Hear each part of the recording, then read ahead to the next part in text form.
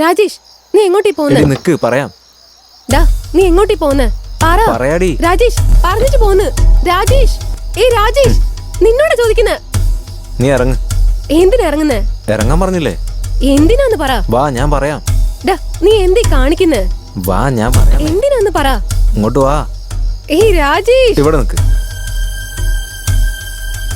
രാജേഷ്, ഒരു മിനിറ്റ് അങ്ങനെ തന്നെ നിക്ക്. തിരിഞ്ഞു നോക്കല്ലേ? അങ്ങനെ തന്നെ നിക്ക്. തിരിഞ്ഞു നോക്കല്ലടി. ഞാൻ പറയുന്നവരങ്ങനെ തന്നെ നിക്ക്.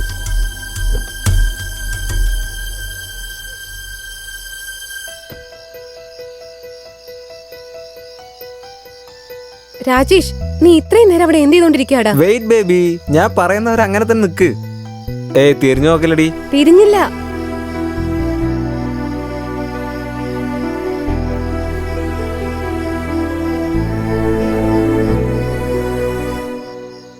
ഗീത, തിരിഞ്ഞു നോക്ക്. എന്താടാ?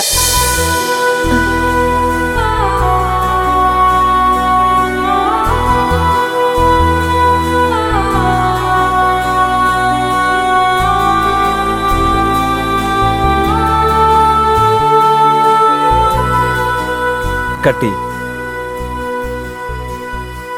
Happy birthday my sweetheart, happy birthday my sweetheart, happy birthday my sweetheart, happy birthday to U.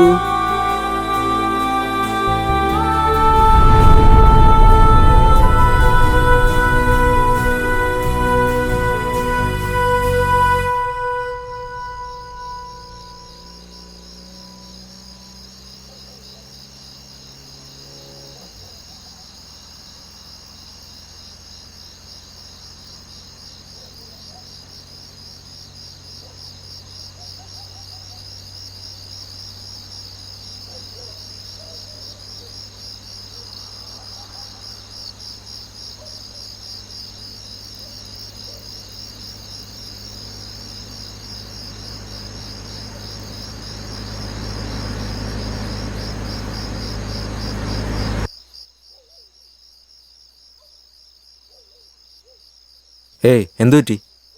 Thank you Rajesh. നിന്നോടൊരു കാര്യം ചോദിച്ചോട്ടെ? ഗിഫ്റ്റാ? സോറിഡി, ഞാനത് മറന്നുപോയി. അതൊന്നും അല്ലടാ. നീ അവസാനം വരെ എന്റെ കൂടെ തന്നെ ഉണ്ടാവോ? എന്താടി നീയും എല്ലാ പെണ്ണുങ്ങളെ കാഷ്വലായി സെന്റിമെന്റൽ എങ്ങനെ സംസാരിച്ചോണ്ടിരിക്കുന്നെ? എന്റെ ഫാമിലി നിന്റെ ഫാമിലി പോലെ ഒന്നും അല്ലെന്ന് നിനക്കറിയാലോ. അതുകൊണ്ട് സമ്മതിക്കുമെന്ന് എനിക്കൊരു പേടി. ഒന്നുമില്ലടി, നീ വിട്ടേക്ക്. അതല്ല, ബർത്ത്ഡേക്ക് നീ ട്രീറ്റ് തരാന്ന് പറഞ്ഞിട്ട് തന്നില്ലല്ലോ. ട്രീറ്റോ? നീ എന്തീ പറയുന്ന? എന്ത് ട്രീറ്റ്? എന്താന്ന് മനസ്സിലായില്ലെന്നാ? രാജേഷ്, നീ എന്തേ ചെയ്യുന്ന? വേണ്ട രാജേഷ്.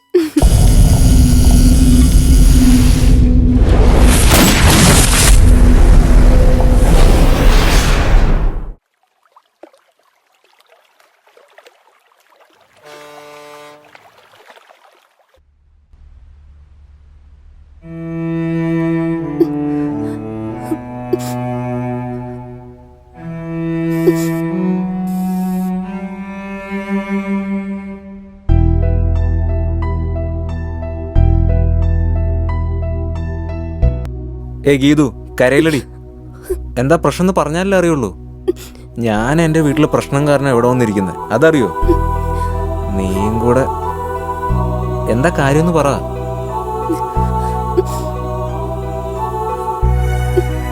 രാജേഷ്, 1.5 മാസമായിടാ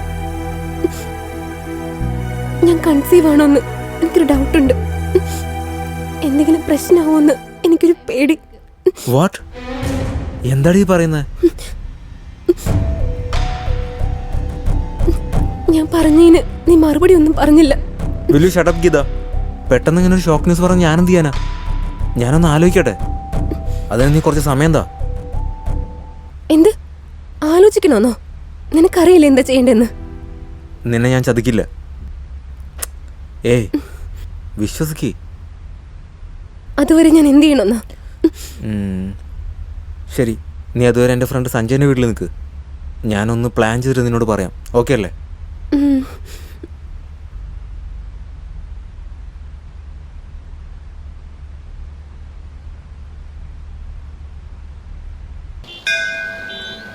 സാറേ, MLA യുടെ മോൻ പെണ്ണിനെ തട്ടിക്കൊണ്ടുപോയ വിഷയമില്ലേ, സിറ്റി മുഴുവൻ കാട്ടുതീ പോലെ വരന്നേക്കുക. പെട്ടെന്ന് ഈ വിഷയത്തിൽ എന്തെങ്കിലും ചെയ്തില്ലെങ്കിലേ ജനങ്ങൾക്ക് പോലീസിന്മേലുള്ള വിശ്വാസം പോയി കിട്ടും. സാർ, ഈ വിഷയം സാർ തന്നെ ഏൽപ്പിച്ചേക്ക് സാർ. ഒരുത്തനുണ്ട് സാറേ, അവനെ വെച്ച് ഈ വിഷയം നമുക്ക് തീർപ്പാക്കാം. അതാരാ സാർ? എനിക്കറിയാത്ത നമ്മുടെ ഡിപ്പാർട്ട്മെന്റിൽ അങ്ങനെ ഒരാൾ. അയാളുടെ പേര് മാണിക്യവേൽ. തമിഴ്നാട്ടിൽ ഇന്റർനാഷണൽ ലെവലിൽ നടക്കുന്ന എല്ലാ കേസിനും തീർപ്പാക്കുന്നത് ഇയാളും ഇയാളുടെ ടീമുമാണ് സാർ. അതിൽ നമ്പർ 1.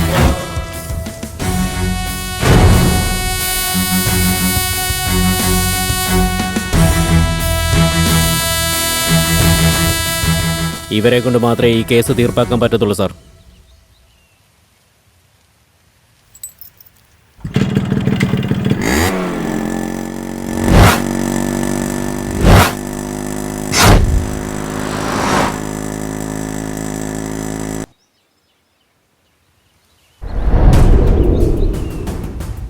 എന്നെ വിട്, എനിക്കൊന്നും അറിയില്ല. എന്നെ വിട് സാർ. അയ്യോ അമ്മേ. ശരിക്കും പറഞ്ഞ നിന്റെ അച്ഛനെ എങ്ങനെ കെട്ടിയിട്ട് അടിക്കേണ്ടത്? എനിക്കൊന്നും സ്ത്രീകളെ അറിയില്ല. പറ്റി നിനക്കൊക്കെ എന്തറിയാം? ഡേറ്റിങ്ങിന് പോവുക, റൂമിലേക്ക് കൊണ്ടുപോവുക, എല്ലാ കാര്യവും കഴിഞ്ഞ് വലിച്ചെറിഞ്ഞ് അടുത്ത ആളിലേക്ക് പോവുകയാണോ നീയൊക്കെ? മാഡം, എനിക്കൊന്നും അറിയില്ല. മാഡം, അഭിനയിക്കില്ലടാ please മാഡം, എന്നെ വിട്. നാണം കെട്ടവനെ. അയ്യോ, നിന്നെ ഒന്നും തെറ്റു പറഞ്ഞിട്ട് ഒരു കാര്യമില്ലടാ. ദിവ്യ പ്രേമം അത് ഇതെന്നൊക്കെ പറഞ്ഞ് പിന്നാലെ വരുന്ന പെണ്ണുങ്ങളുണ്ടല്ലോ, അവരെ പറയണം. പ്ലീസ് മാഡം, പ്ലീസ് എന്നെ വിട്. അവളെ നീ എന്താടാ ചെയ്തേ? പറഞ്ഞില്ലെങ്കിൽ അടിച്ചിന്റെ തൊലി ഉരിച്ച് ഉപ്പ് തേച്ച് കളയും. പ്രശ്നം എത്ര വഷളായി നിനക്ക് അറിയാവടാ? പിന്നെ നിന്റെ അച്ഛൻ വിചാരിച്ചാൽ പോലും നിന്നെ ഒന്നും രക്ഷിക്കാൻ പറ്റില്ല, മനസ്സിലായടാ? മര്യാദക്കെല്ലാം പറ. അവളെ എവിടെയാടാ ഒളിപ്പിച്ചേ? ചോദിച്ചു കേട്ടില്ലേ? പറയടാ. പറഞ്ഞില്ലെങ്കിൽ നിന്റെ ഈ തുണിയൊക്കെ ഊരിട്ട് റോട്ടിക്കട അങ്ങോട്ടും ഇങ്ങോട്ടും നടത്തിക്കും. അയ്യോ അമ്മേ.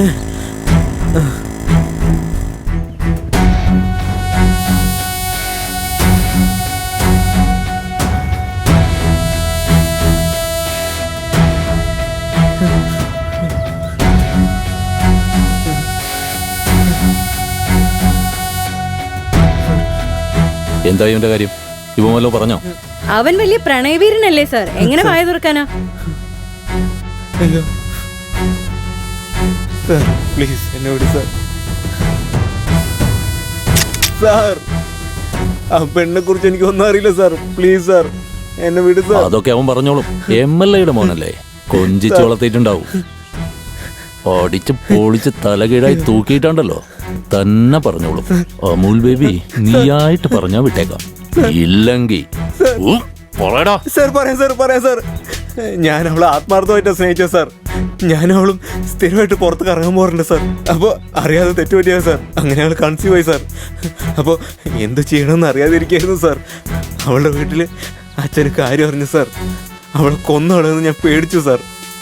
അതുകൊണ്ടാണ് സാർ ഞാൻ അവളെ ഒളിപ്പിച്ചു വെച്ച്. സാർ, ഞാൻ സത്യമാണ് പറഞ്ഞത് സാർ. പ്ലീസ് സാർ, വിശ്വസിക്കും സാർ. സാർ സാർ സാർ വേണ്ട സാർ, വേണ്ട സാർ, പ്ലീസ് സാർ. MLA അരംഗസ്വാമിയുടെ മകൻ രാജേഷും കൂലിപ്പണിക്കാരന്റെ മകളായ ഗീതയുമായുള്ള പ്രണയത്തിന്റെ കേസിൽ ഡിപ്പാർട്ട്മെന്റിലെ പ്രഗത്ഭനായ ഓഫീസർ മാണിക്യവേലിന്റെ ചോദ്യം ചെയ്യലിന്റെ വീഡിയോ സോഷ്യൽ മീഡിയകളിലും ചാനലുകളിലും നിറഞ്ഞോടുകയാണ്. ഈ കേസിനെ കുറിച്ച് ജനങ്ങളുടെ പല അഭിപ്രായങ്ങളും വരുന്നുണ്ട്. പാവപ്പെട്ട ജനങ്ങളുടെ മേലുള്ള അധികാരികളുടെ കുതിരകയറ്റം അവരിലുള്ള വിശ്വാസം പാടെ ഇല്ലാതാക്കുകയാണ്. ഈ പ്രശ്നം വന്നതോടെ ജനങ്ങളാകെ പ്രതിഷേധം കൊണ്ടിരിക്കുകയാണ്.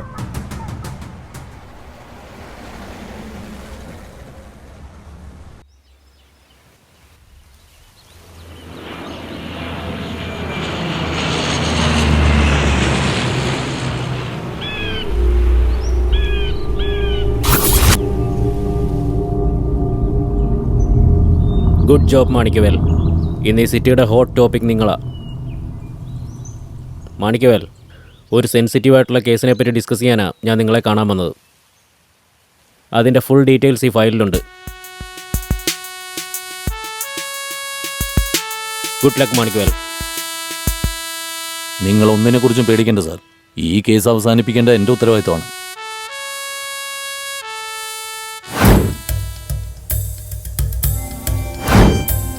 ഗൈസ്, ഈ കേസ് ഒത്തിരി വർഷമായിട്ട് ഡിപ്പാർട്ട്മെന്റിനെ കളിപ്പിച്ചുകൊണ്ടിരുന്ന റൗഡി കലിവർദ്ധനെ കുറിച്ചുള്ളതാണ്.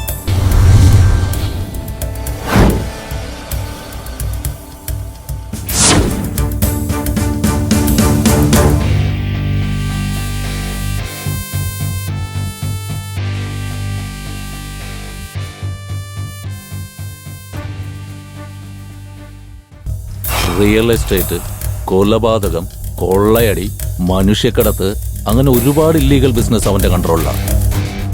ഒരു പഴുതുപോലുമില്ലാതെ എല്ലാം ചെയ്യുന്നതിൽ അവൻ എക്സ്പേർട്ടാണ്. അതുകൊണ്ട് തന്നെ ഇന്നേ വരെ അവന്റെ പേരിൽ ഒരു FIR പോലുമില്ല. ആരുമറിയാതെ ഇവൻ ഒളിപ്പിച്ചു വച്ചിരിക്കുന്ന പഞ്ചലോഹ വിഗ്രഹങ്ങളുടെ വില തന്നെ കോടികളാണ്. പക്ഷേ no evidence, no proof. Sir, അവനെ ട്രേസ് ചെയ്ത് സമയം കളയുന്നതിന് പകരം എൻകൗണ്ടർ ചെയ്ത് കേസ് അങ്ങ് തീർത്തൂടെ? സർ, ഒരുപാട് ആലോചിക്കല്ലേ? അതെ സാർ, പ്രിയ പറയുന്നതാ ശരിയെന്നാ എനിക്കും തോന്നുന്നത് സാർ. എത്രയോ ഓഫീസേഴ്സ് നോക്കിയിട്ട് നടക്കാത്ത കേസല്ലേ നമ്മുടെ കയ്യിൽ തന്നത്. എനിക്കെന്തോ പ്രശ്നമുള്ള പോലെ തോന്നുന്നു സാർ. കഴിഞ്ഞ കാര്യങ്ങളെക്കുറിച്ച് സംസാരിച്ചിട്ട് എന്താ കാര്യം? സാർ, നിങ്ങൾ പറഞ്ഞത് 100% ശരിയാണ്. ഞങ്ങൾ എപ്പോഴും കൂടെ തന്നെ ഉണ്ടാവും സാർ. ഇപ്പൊ ഈ കേസിനെ കുറിച്ചുള്ള ഫയല് നമ്മുടെ കയ്യിലാണ്. അതുകൊണ്ട് നമുക്ക് തന്നിരിക്കുന്ന ജോലി നമ്മൾ കറക്റ്റായി ചെയ്യണം. അതിനാണ് നമ്മൾ ശമ്പളം വാങ്ങുന്നത്. Okay guys?